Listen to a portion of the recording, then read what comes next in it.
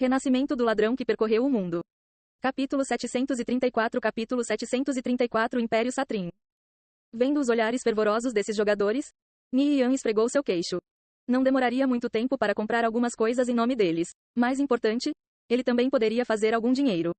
Mesmo que as Kickers United e a loja de poções Noite Estrelada estivessem arrecadando grandes somas de moedas de ouro todos os dias, isso não significava que ele deveria fechar os olhos quando surgisse uma oportunidade de lucro.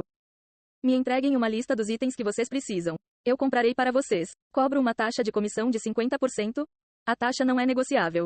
Só estou fazendo isso desta vez. Não voltarei aqui novamente. Ni Yan disse. Ninguém poderia identificá-lo em sua capa preta de qualquer maneira. Portanto, não havia problema em cobrar um preço alto.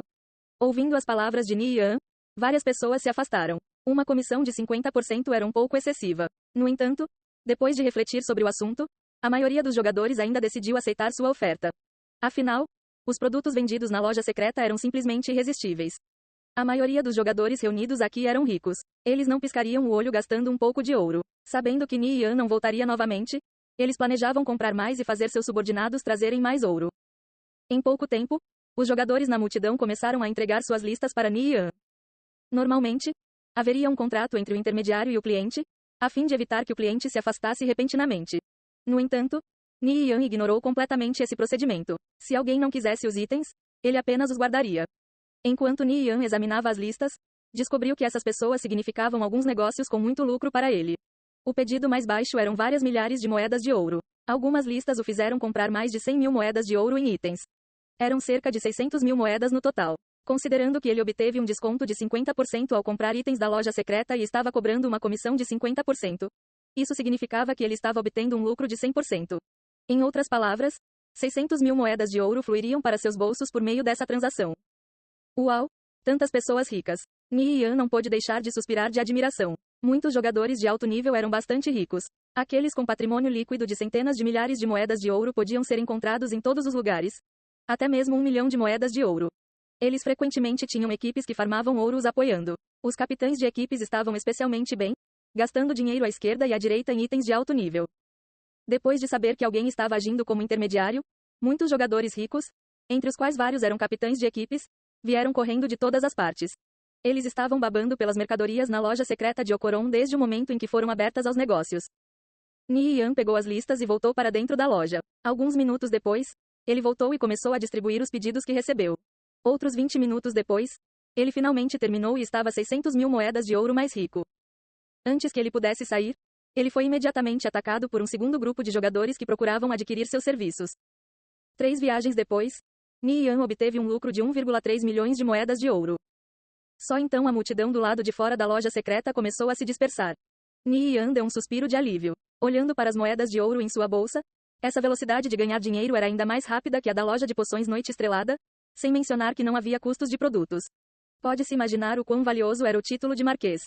No entanto, este não era um empreendimento sustentável. Depois de comprar tudo o que precisavam, esses jogadores não comprariam novamente no futuro.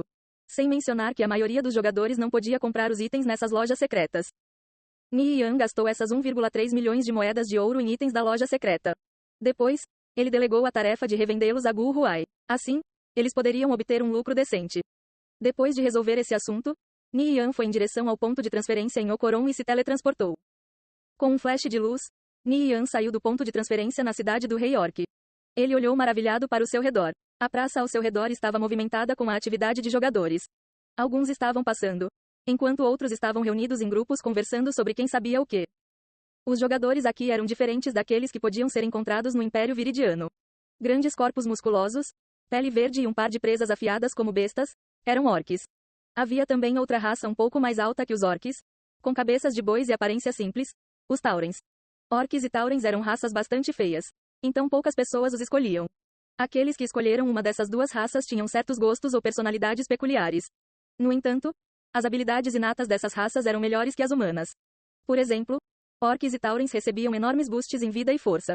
Esse era um dos aspectos que atraiam pessoas para estas raças. Elas eram mais adequadas para a classe guerreiro. É claro, nem todas as raças do Império Viridiano eram tão feias quanto os orques e taurens. Havia também os elfos sempre bonitos, com orelhas compridas e pontudas e rostos justos. Os homens eram irracionalmente bonitos e as mulheres eram belezas que derrubavam qualquer reino. Se um jogador selecionasse elfo como sua raça, Suas características na vida real seriam aprimoradas em 10% a 30%. Isso atrai a muitas jogadoras. Claro, também havia jogadores do sexo masculino, embora muito menos em comparação. Apesar de saberem que este era um mundo virtual, a busca pela beleza era eterna. Elfos recebiam bônus inato em camuflagem adequado para a classe ladrão, embora também houvesse muitos magos e sacerdotes élficos. Andando pelas ruas da cidade do Rei Orc, Ni Yan realmente parecia um turista em um país estrangeiro. O estilo geral de construção era comparável ao Império Viridiano, mas também havia algumas diferenças únicas. Por exemplo, os habitantes daqui gostavam particularmente de esculturas tribais.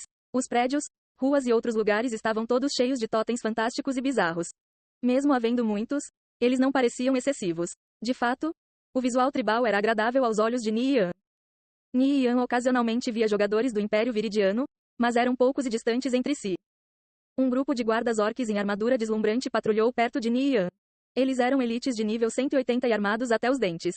Eles não eram mais fracos do que os guardas do Império Viridiano. Ocasionalmente, havia um ou dois nobres orques passando. A maioria eram xamãs grandes e corpulentos, com roupas luxuosas. Nessa nação tribal aliada, os xamãs eram existências reverenciadas. Ni Yan era um completo estranho ao Império Satrim. Ele nunca esteve aqui em sua vida passada. Naquela época, a taxa de transferência de 300 ouros era um custo que ele não podia suportar. Ele convertia a maior parte de suas moedas de ouro em créditos apenas para sobreviver. Ele estava embaraçosamente quebrado. Até conseguir um novo equipamento era difícil. Ni Yan planejava se familiarizar lentamente com esse lugar. Ele ficaria aqui por um tempo de qualquer maneira. Escondido debaixo de sua capa, Ni Yan andava pelas ruas. Se Soaring Angel ou Cao Shu soubessem que ele havia chegado ao Império Satrim, eles definitivamente não ficariam parados. Gu Huai informou que a Askickers United havia estabelecido uma base em uma das casas residenciais no distrito sul da cidade do Rei Orc. Gu Huai havia plantado informantes em muitas guildas do Império Satrim. Sua rede de informações era extensa e bem escondida.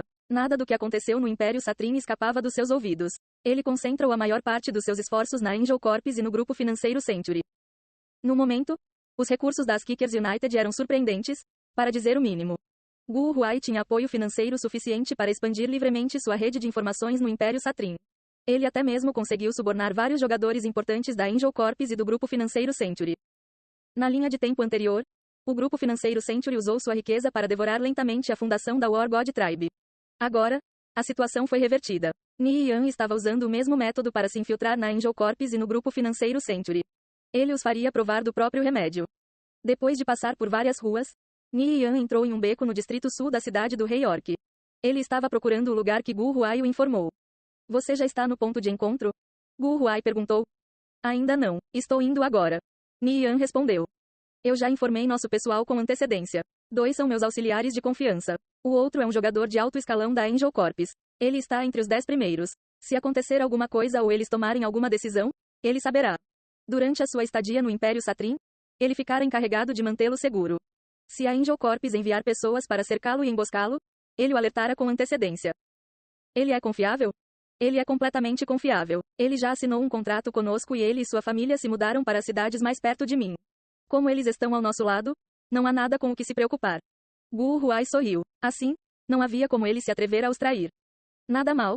Como você o fez vir para o nosso lado? Ni Yan perguntou. Tivemos sorte. Ele teve uma briga com outro jogador de alto escalão. Quando eles foram resolver o problema, Soaring Angel estava claramente favorecendo o outro jogador e o forçou a desistir. Essa foi nossa deixa. Demorou um pouco para o convencer, mas ele veio para o nosso lado no final. Então, é onde estamos agora. Ni Yan assentiu. Esse tipo de disputa de guilda era comum. Se o líder da guilda não lidar com isso corretamente, poderão existir graves consequências. A maneira de Gu Huai garantir que essa toupeira não os traísse deu a ele uma ideia. Com tantos jogadores das Kickers United, vindos de todos os lugares do país, haviam alguns que interagiam na vida real. Por que não começar uma casa de jogos? Ele daria a todos um salário fixo. Assim, sua coesão seria ainda maior. Seus recursos financeiros atuais já eram suficientes para estabelecer uma casa de jogos. Ele poderia fazer com que os melhores jogadores da guilda se tornassem jogadores profissionais, lhes oferecendo altos salários. Claro, muitos jogadores não queriam se tornar jogadores profissionais. Muitos estavam bem e preferiam não se mudar para uma nova cidade. Isso não era um problema. Ele simplesmente se focaria nos jogadores que estavam interessados. Gostaria de saber quantas pessoas posso recrutar para a casa de jogos. Ni Yan explicou sua ideia para Gu Huai. Não é uma má ideia. Mas você terá que fazer muitos preparativos. Os contratar como jogadores profissionais vai custar caro. Gu Huai disse. Estabelecer uma casa de jogos aumentaria a coesão da guilda. Assim, Todo mundo estaria marchando no mesmo ritmo.